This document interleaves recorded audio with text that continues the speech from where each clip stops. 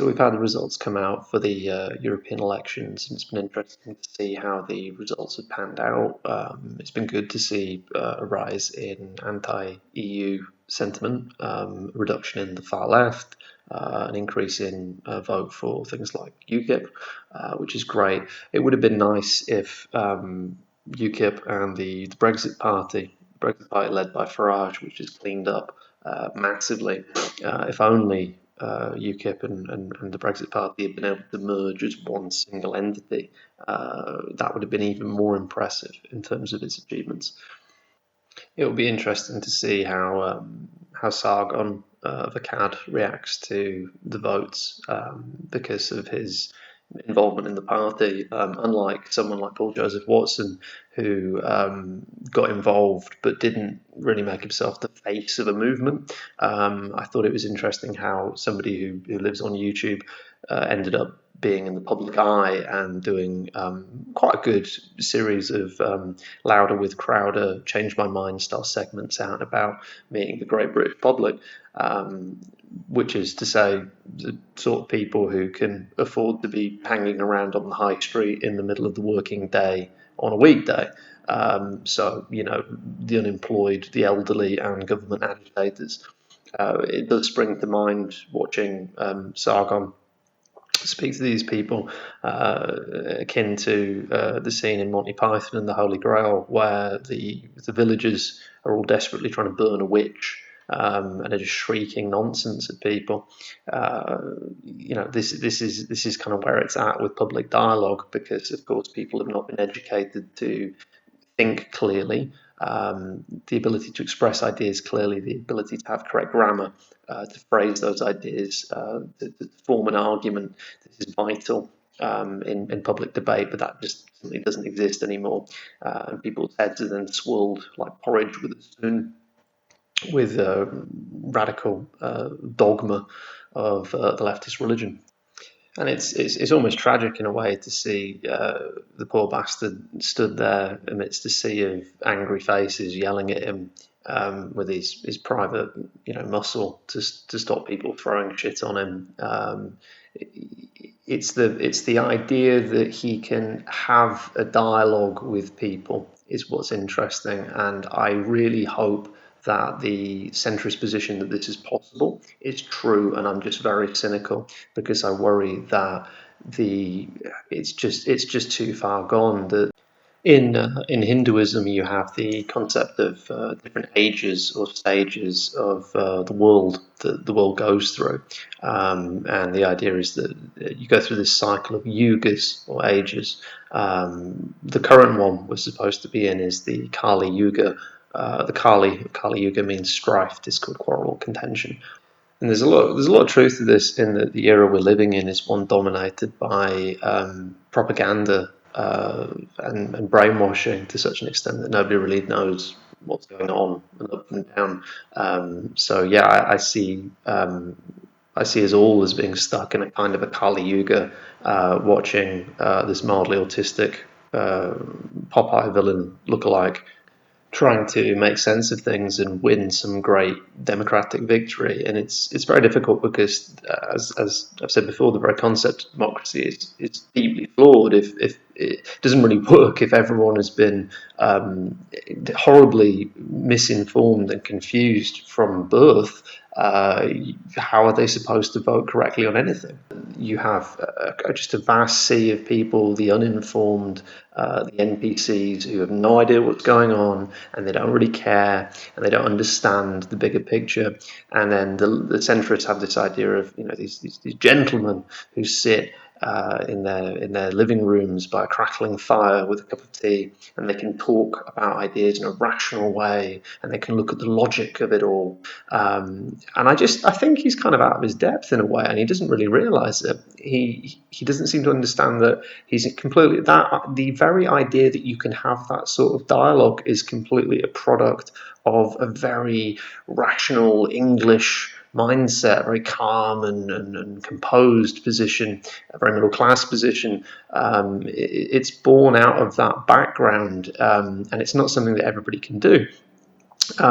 So yeah, you just kind of see him knocking people down, but I don't really know if they're learning anything. They're not the people who he's playing verbal tennis with, and then they're walking away in humiliation and frustration. Are they really going to change their position? Is anything really learned from this? I'm just saying, it just seems, I don't know, maybe a bit of a dead end. One other point I will make about Sargon's foray into the world of politics is that, to paraphrase the old Chris Rock stand-up skit, they don't grade politicians, but if you make Jess Phillips look like a sympathetic victim, you fucked up. And I'm sure there'll be lots of autists and things that will say, but he didn't actually say he was going to rape her. And yeah, all of that stuff, all the detail is exactly the sort of thing that's going to get lost in the wash of it. So this brings me on to my next point, which is the bigger picture is it's not about free speech. It's about trying to have a much bigger systemic change needs to be made if any hope is to be had. This is not going to be resolved merely by getting out of the EU. This is a much bigger and more deeply rooted problem to do with people being controlled collectively by what you could term human farmers, people who are of an intergenerational bloodline elite that control and manipulate people through words and through emotions and symbols, and use these what is effect a kind of magic. I would argue a kind of magic to manipulate the herd and use them and cull them and direct them so that they can use their energy, their tax and toil to build their palaces, guard their walls, water their plants, cook their food, and ultimately sacrifice their lives to keep these inbreds alive, because these very wealthy people aren't they're not super smart, they're not super strong, they're not super healthy. They might live a long time because they get multiple heart transplants. They might get the best of things, but that doesn't necessarily mean they are the best of us. This is not a meritocratic system. It brings to mind the classic movie Apocalypto, where the ordinary Amazonian tribesmen are captured and led to the great capital city, the Aztecs.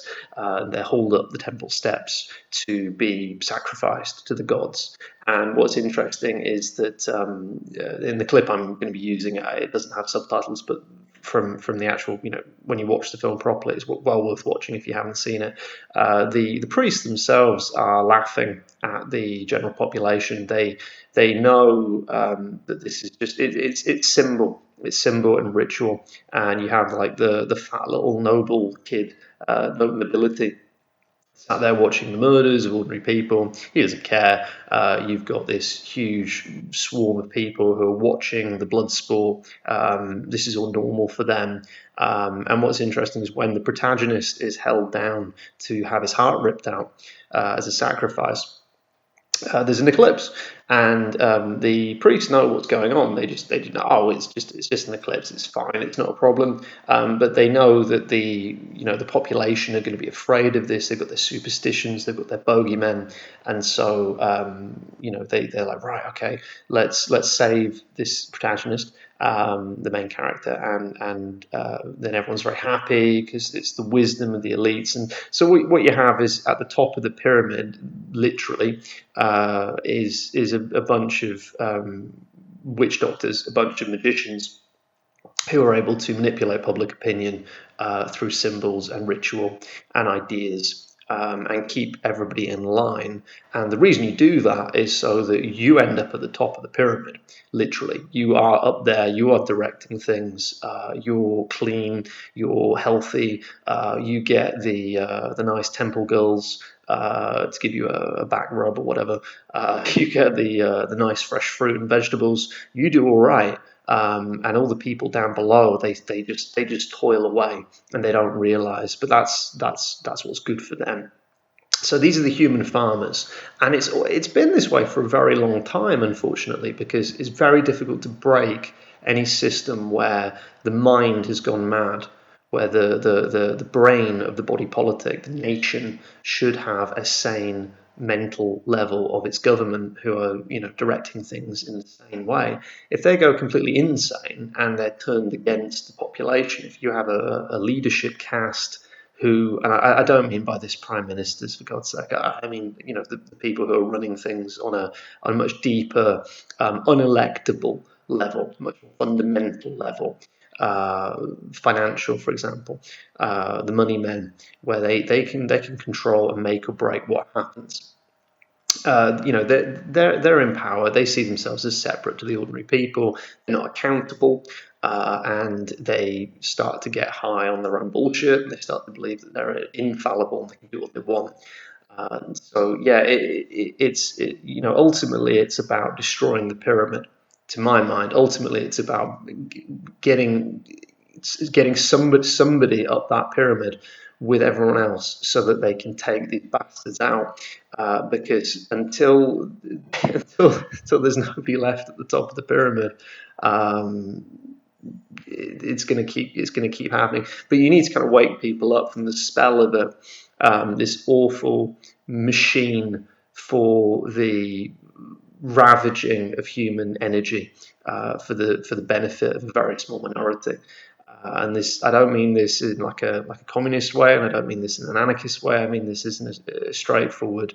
I don't particularly wish to be ruled by bloodline families who are where they are through nepotism, and I don't particularly like ordinary people being ripped off and manipulated and lied to on a day-to-day basis. So what I'm going to do is I'm going to try and make some videos to try and extrapolate a bit on these points and try and really get into what's at the top of the pyramid and how the magic works and what spells are being cast, because that's actually what's going on. And this might sound ridiculous at the moment, but hey, keep watching. You might change your mind. Who knows? I tell you what, though, I just don't think people like Sargon and the centrists understand the scale of what they're up against. This awful global machine, a machine that's designed to destroy us.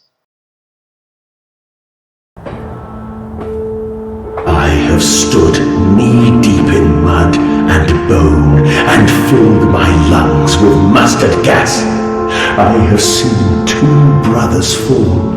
I have lain with holy wars and copulated with the autumnal fallout. I have dug trenches for the refugees.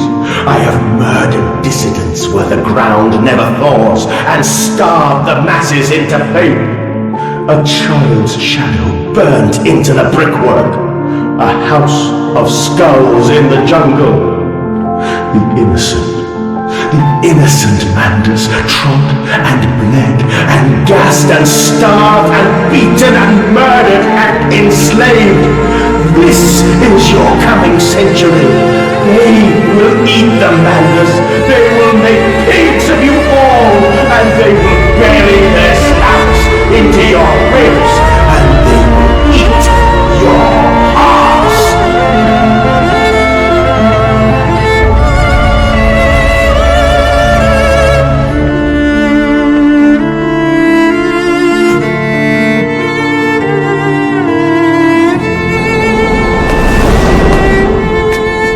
Please, Manders, no.